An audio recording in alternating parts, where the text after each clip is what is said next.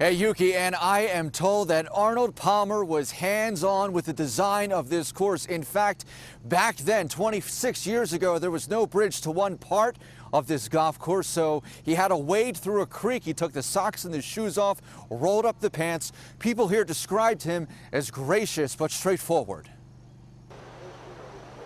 At Commonwealth National Golf Club, that's a good one. Arnold Palmer's signature design can be found just about everywhere you look. The way the greens roll, tree placement, fairways, and traps. Arnie Palmer had his hand in it all. It's amazing. It's still hard to believe that he's gone with such a national figure like that, world-renowned figure. Larry Schlippert is superintendent of the club in Horsham.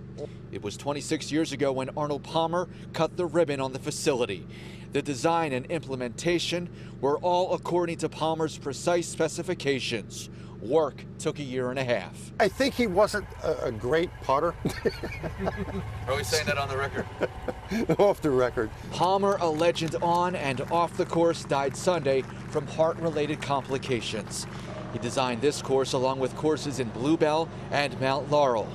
Perhaps his legacy is best seen in the love of the game and how he helped to mainstream a now beloved sport. He brought to light the game of golf and the camaraderie with golf and the sharing of children and men and women alike in the game of golf.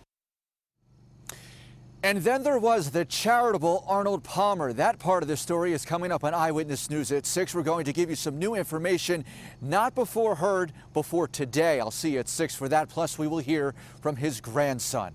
I'll see you in about 45 minutes.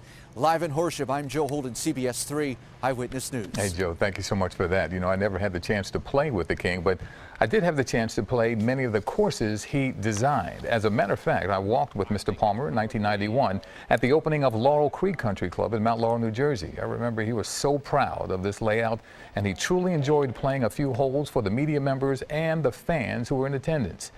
He wanted the track to be challenging for the better golfers and fun for those just getting started, depending on which tees you played from.